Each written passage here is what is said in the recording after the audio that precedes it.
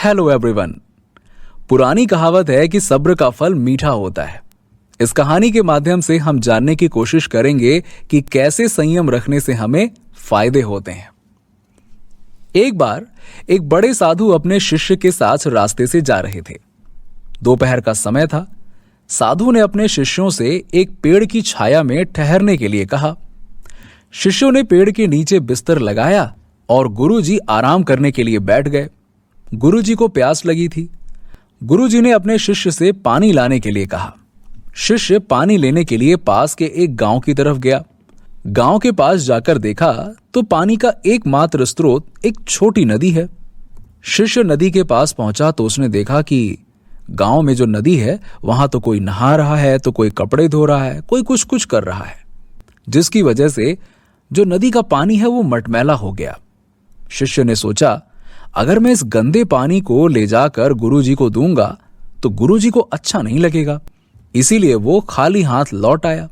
गुरुजी ने शिष्य से पानी लेकर ना आने का कारण पूछा तो शिष्य ने कहा कि गुरुजी, यहां पानी का एकमात्र स्रोत गांव के पास जो छोटी नदी है वही है। अब उस नदी में कुछ गांव के लोग स्नान कर रहे थे, कुछ कपड़े धो रहे थे, जिसकी वजह से नदी का पानी गंदा हो गया था।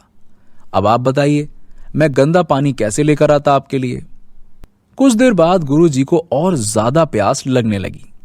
अब की बार गुरुजी ने अपने दूसरे शिष्य को पानी लाने के लिए भेजा। शिष्य पानी लेने चला गया और कुछ देर बाद पानी लेकर आ गया। पानी लाकर गुरुजी को दिया और गुरुजी ने पानी पिया। पानी एकदम शुद्ध था। अब गुरुजी व दूसरा शिष्य साफ पानी देखकर बड़े अचंभित हो गए कि आखिरकार यहां साफ पानी कैसे मिल गया, जबकि नदी का पानी तो बहुत गंदा था। गुरुजी ने दूसरे शिष्य से पूछा कि बताओ, तुम्हें यह साफ पानी कहां से मिला? शिष्य ने जवाब दिया कि यह पानी उस नदी का ही है जिसमें गांव के व्यक्ति स्नान कर रहे थे। जब मैं नदी के पास गया तो उसमें लोग नहा रहे थे और पानी बहुत गंदा था। मैं कुछ देर वहीं बैठकर इंतजार करता रहा।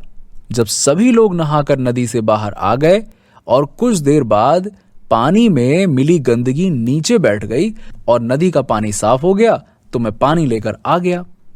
गुरुजी ने अपने शिष्य के इस कार्य के लिए उसकी बहुत प्रशंसा की।